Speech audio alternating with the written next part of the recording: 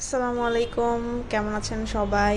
এই আমের সিজনে আম দিয়ে কিছু না বানালে কি হয়, তাই আপনাদের জন্য নিয়ে এলাম মজাদার একটি ম্যাঙ্গো ফ্লেভারের প্যানকেক।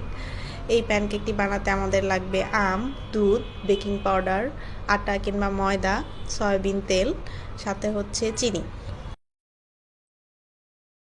একটি ডিম দিয়ে দিলাম, তারপর দিচ্ছি হচ্ছে কাপ দুধ, তারপর এই ম্যাঙ্গো পাল্প গুলি দিয়ে দিলাম।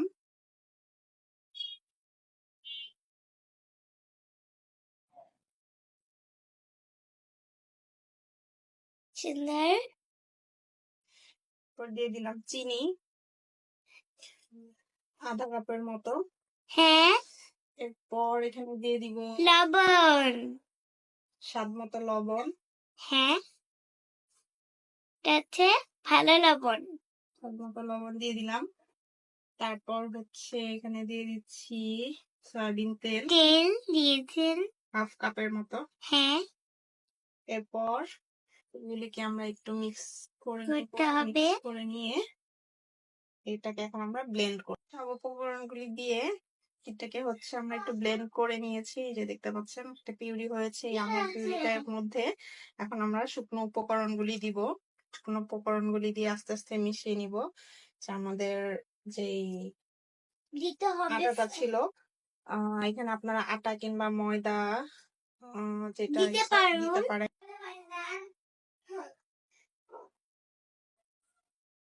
আস্তে আস্তে আমরা মিশিয়ে নিব যাতে কোনো লাম্পস না থাকে।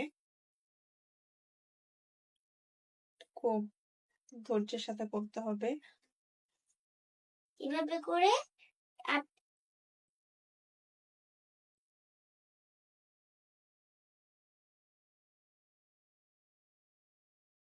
আমরা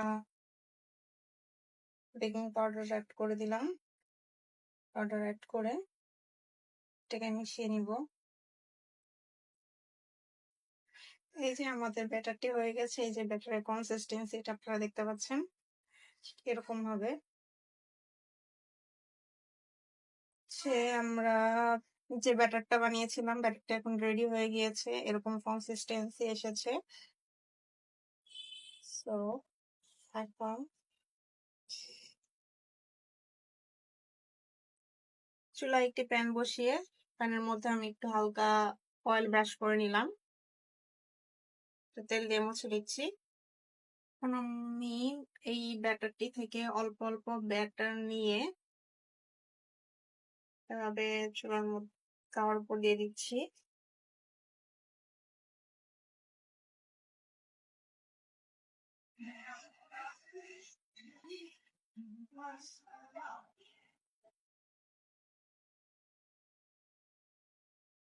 এরকম বুদবুদ যখন উঠবে তখন এটাকে বুদ ওঠার পরে এটাকে হচ্ছে আমি উল্টিয়ে দিচ্ছি। দেখতে পাচ্ছেন একটি পাশ হয়ে গিয়েছে। সেম ভাবে আমি এটাকে উল্টিয়ে দিলাম। পর এই পাশটা যখন হয়ে যাবে,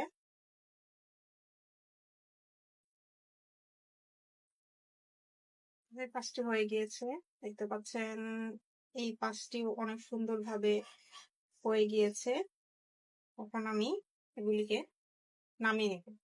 দেখতে পাচ্ছেন কত সুন্দর আমাদের প্যানকেকগুলি রেডি হয়ে গিয়েছে এবং খেতেও মনে হয় খুব ইয়ামি লাগবে, দেখতে যেহেতু খুবই ডিলিশিয়াস লাগছে।